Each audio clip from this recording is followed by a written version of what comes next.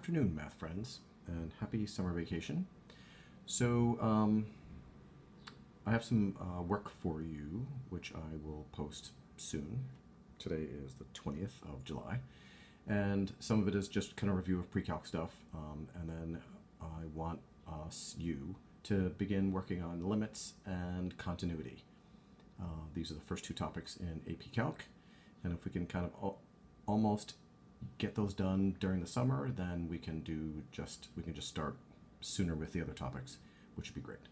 So, so the first topic that I want to take a look at, and this is really going to be a short video, is what is a limit? This is our first calculus idea here, and a limit is the intended value of a function. Now, I use intended intentionally, and we're going to take a look at this diagram so that you can see what it is that I mean by the intended value of a function. So, let's say we have some sort of generic function, looks like this, whatever, and we have some x value a, and we can see that if we go upward from a, we're going to get to a y value over here,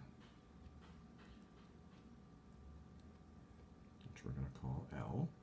And we can see that as we're moving along the function, so here's f of x, some function, some generic function f of x. As we're moving along the function, we can see as we get close to a, the function value is headed towards L. Cleverly, L for limit. So, like I said, as we're moving along the function, chugging along here, it looks like the function intends to get to the value L as we get to the value A. We could also go from this side if we wanted to, or just chugging along going in this direction. And again, as we get to A, for x, the value of x, then L is the intended value of the function. Okay. So we just explored that generic function right there, and so the intended value, L, as we get close to A. So let's take a look at some notation and what that's all about here. So we're in this diagram right here, this graph, we're going to say that the limit, Lim, as x approaches A, the limit as x approaches A of f of x is L. So this is our notation here, the limit as x approaches A of f of x equals L.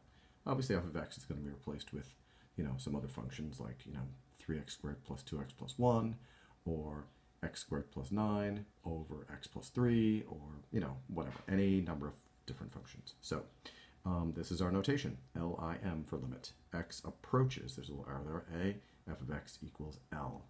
L is the y value. So when we're talking about the limit, we're talking about the y value. Okay. And here is an important piece of information, which will help you understand a whole variety of things here. L must be a real number.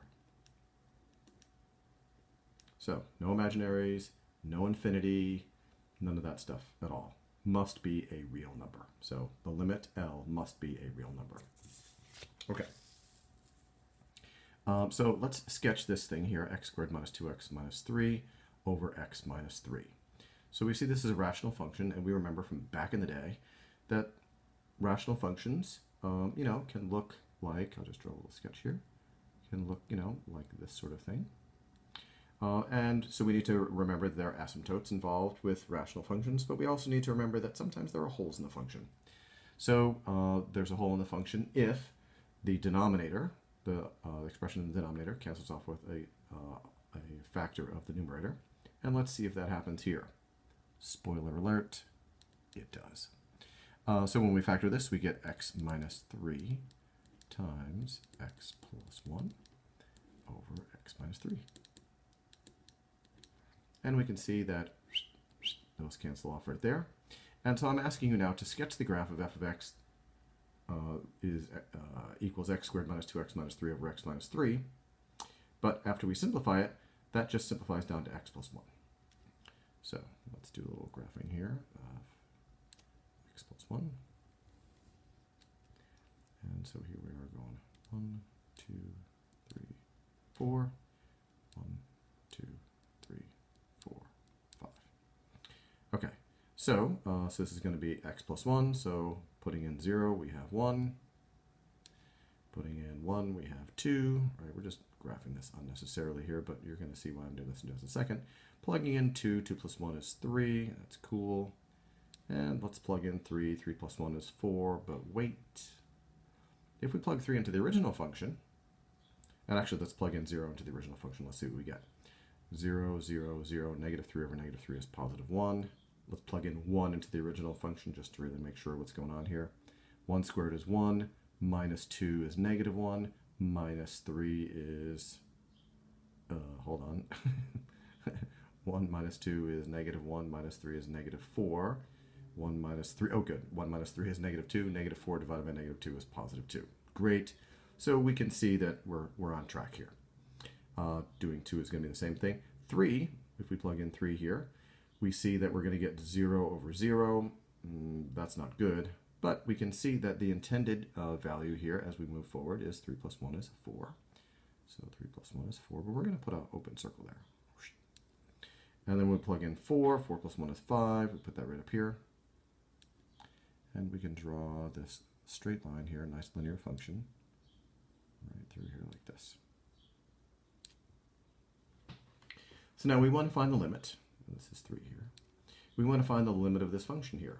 So I'm asking you to find the limit as x approaches 3 of x squared minus 2x minus 3 over x minus 3. Well, remember, the limit is the intended value of the function, not the actual value of the function, because the actual value when we're at 3 here is, well, it doesn't exist. There is no value for 3. So, but if we can take a look at it in the same way we looked at our original function back on the other side of the page, what is the intended value of the function? So as we're chugging along here, we're moving towards 3 for x. You know, as we get closer and closer to 3 for x, we're going up the hill here, and the intended value appears to be 4. And if we go on this side, you know, again, we're going to go backwards, and we're headed towards 3 going from the other side, and again, 4 is the answer. So the value of that limit is 4, because 4 is the intended value of the function. Even though it didn't get there, that was where it intended to get to, clearly.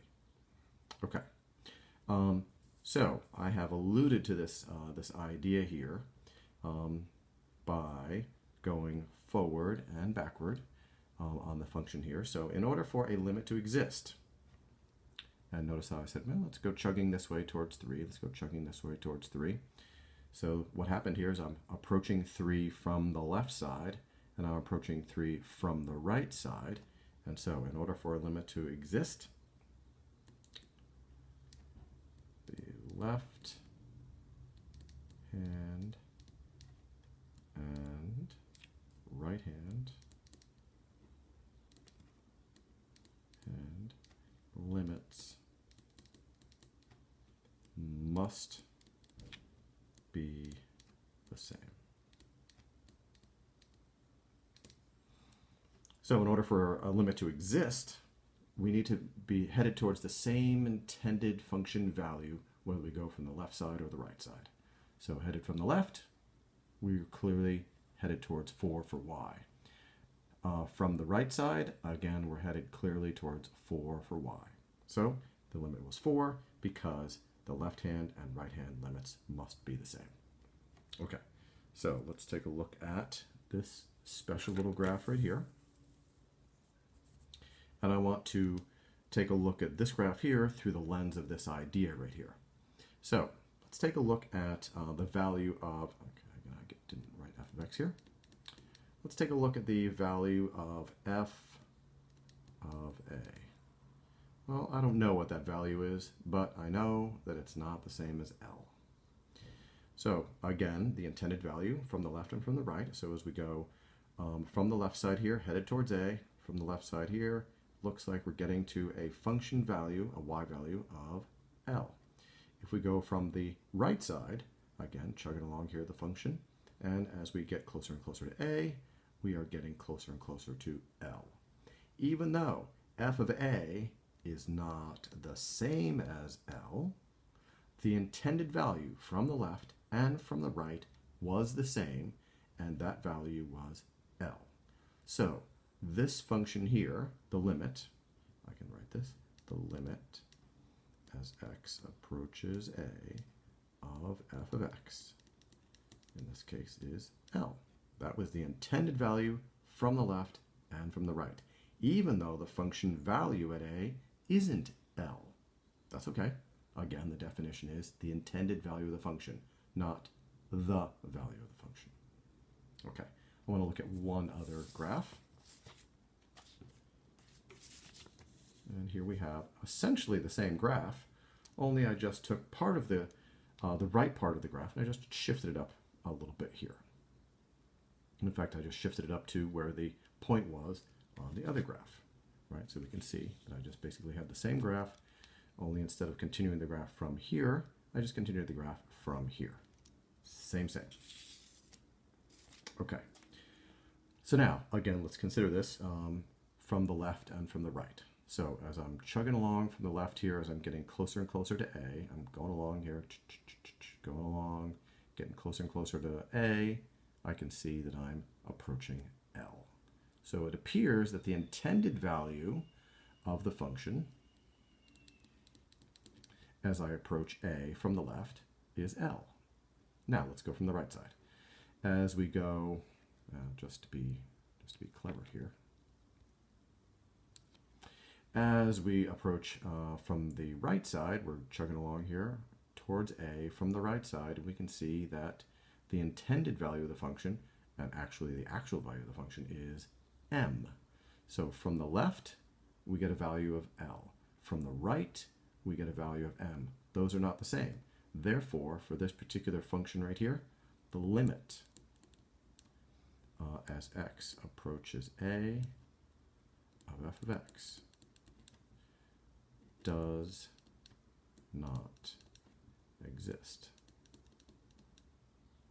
which we abbreviate as DNE, does not exist.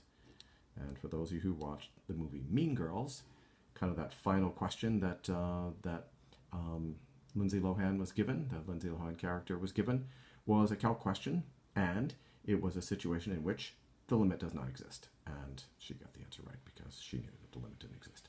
So, so this is kind of an introduction to some key ideas about limits that just seem to be